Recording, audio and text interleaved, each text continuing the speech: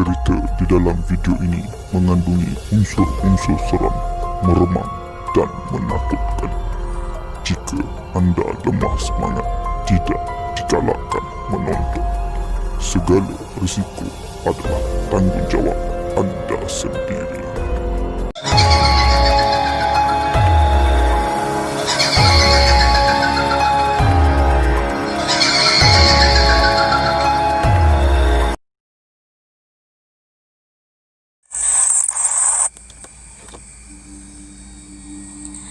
Assalamualaikum warahmatullahi wabarakatuh. Mister, perkenalkan saya Umi. Saya mau bagi pengalaman tentang ibu saya. Tapi sebelum saya mau ngasih tahu kalau ibu saya udah almarhumah ya. Tahun 2015 beliau meninggal. Jadi ini kejadian tahun 1998, di mana ibu saya terkena penyakit tumor rahim.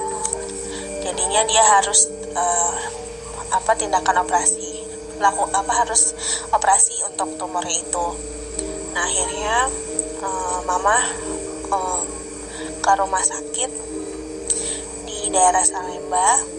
Nah tahun 98 itu kondisinya lagi krisis moneter, di mana rusuh-rusuhnya Jakarta, terus banyaknya banyaknya mayat yang karena rusuh itu. Nah pas saat kejadian itu mama itu harus masuk rawat inap juga kan, karena harus penjadwalan operasi. Nah ketika mama masuk itu memang kondisinya banyak pengumuman tempelan gitu untuk itu kondisi-kondisi jenazah yang ditemukan, mungkin keluarganya atau siapa yang untuk memudahkan mencari, dan itu kondisinya banyak yang nggak utuh. Jadi di foto yang ditempel tuh ya benar-benar yang misalnya ada yang kurang apa gitu, kakinya nggak ada, atau matanya misalnya ada yang keluar kayak gitu-gitu, ditempel memang sengaja biar untuk keluarga gampang mencarinya. Nah akhirnya singkat cerita mama masuklah ke rawat inap. Saat masuk rawat inap, dia itu kan belum bisa tidur nih ceritanya, karena kan penyesuaian. Nah terus pas malam-malam itu bunyi kayak dorongan, krek.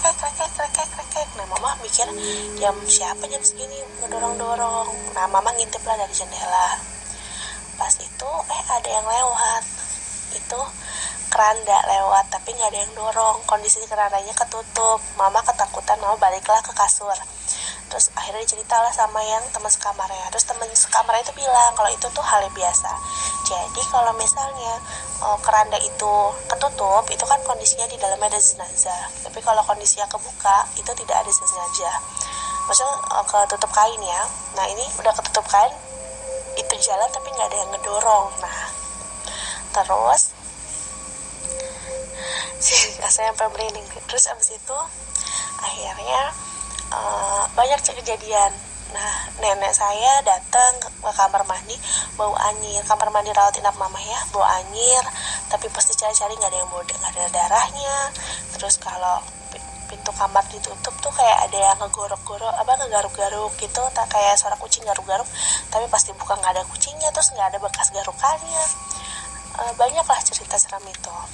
Terus ada juga yang keluarga pasien katanya tidurnya di tempat anak, dia kan lagi jagain anaknya, terus tiba-tiba dipindahin ke deket kamar jenazah juga ada gitu. Nggak tahu siapa yang pindahin, pokoknya dia pas bangun udah pindah gitu posisinya. Terus akhirnya jadwal operasi mama pun datang, jadwalnya mama operasi. Setelah operasi itu dari pihak perawatnya bilang, Bu jangan dimatiin ya lampunya, biar nyala kondisinya gitu. Kalau meskipun tidur tetap aja nyala. Nah tapi karena mama dijagain sama nenek itu nggak bisa tidur kalau misalnya nggak matiin lampu, akhirnya dimatiin lah lampu saat itu. Kondisinya mama tidur, habis operasi masih lemas, nenek di bawah sambil melukin mama yang lagi tidur di kasur. maksudnya melukin mama nenek itu tidur di apa namanya kursi gitu loh, dipeluk.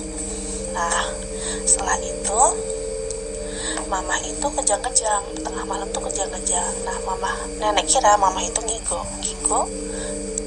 hampir kayak setengah mau, tapi antara itulah gitu, karena dia rep-repan gitu. Akhirnya dibangunin sama nenek, disuruh istighfar, disuruh doa.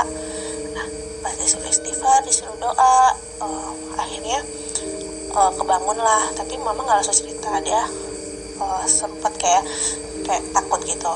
Terus habis itu dia baru cerita kalau dia didatengin sama orang tinggi besar. Itu lebih dari satu orang, saya bingung, saya lupa antara 2 atau 3 gitu ceritanya. Pokoknya lebih dari satu orang berdiri di samping kasurnya mama itu, jadi di samping sama di atasnya mama. Tinggi orangnya itu tinggi banget, ngelebihin tinggi atap, jadi mukanya tuh nggak kelihatan, dia cuma kelihatan gede tinggi gitu. Nah tangannya orang itu yang satu megangin lehernya biar ngedongak, yang satu itu tiba-tiba yang satu ngisep lehernya yang udah dibuka itu sama sosok yang lainnya itu. Akhirnya dihisap itu, jadi mama kejang kayak benar-benar perpan gitu. Terus pas dicek paginya itu emang ada bekas hisapan, jadi kayak ada kayak bekas gigi taring, kayak bukan apa sih, kayak ada 2 bekas titik, terus kelilingnya biru besar. Terus dokter pun cuman ketawa, kata dokter, ya ibu masih beruntung digigitnya di situ. Di pasien sebelah kemarin ada yang digigitnya di daerah payudara, dan itu memang kejadian. Dan pas pulang pun kan sehabis itu mama udah dibolehin pulang, pas di rumah pun bekasnya nggak hilang, bekas itu pun nggak hilang. Itu hilangnya butuh proses lebih dari seminggu, benar-benar hilang. Nah pas nyampe rumah pun, pas baru banget pulang dari rumah sakit, aku tinggal bareng nenek kakek dan gak ada siapa-siapa lagi sama mama.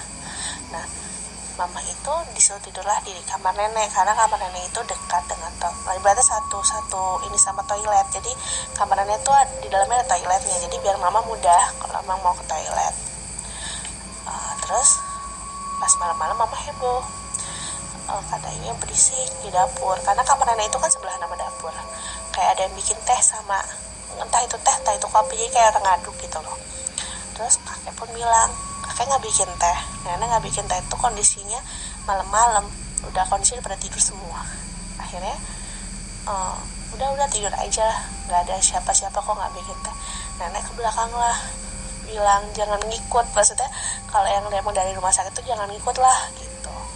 Habis itu ya udah, bekas itu butuh proses untuk hilang. Kalau kejadian sebenarnya kalau masalah rumah sakit itu sih emang udah terkenal serem, karena kan dia emang rumah sakit lama. Dulu pun saya sempat kuliah di sana, kuliah di sebelahnya tuh, kuliah di situ. Kelasnya kelas malam. Nah terus kalau mau ke toilet itu kita harus minta kunci ke penjaganya, karena kondisinya udah ditutup semua, udah dikunci-kunci. Nah saat itu saya ke kamar mandi lah sama teman. Itu kunci benar-benar kita yang baru buka tuh pintu, kita ke toilet. Di situ ada dua pintu kamar mandi, karena kita takut, udahlah kita barengan aja di satu kamar mandi.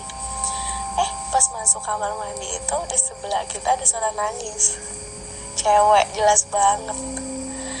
Ngomong apa pun kita nggak jelas, tapi nangisnya kedengeran banget. Terus kita langsung lah lari keluar dari kamar mandi. Itu emang benar nggak ada siapa-siapa, karena kita yang buka pintu kamar mandi itu yang pertama, dan kita lihat emang kamar mandi itu dua-duanya kosong. Jadi kita pilih ya udahlah bareng aja yang satu, ini kita bareng 2. Nah dan ternyata nggak saya juga, ternyata banyak teman saya juga ngerasain itu. Macam-macam sih ceritanya. Kalau buat rumah sakit itu, tapi kalau sekarang sih pas saya main ke sana sekarang udah bagus ya, udah bagus jauh banget, udah bagus, udah lebih serem dulu. Kalau dulu mungkin serem karena belum direnovasi, jadi masih serem banget gitu. Itu sih Mister untuk ceritanya, kurang lebihnya. Terima kasih.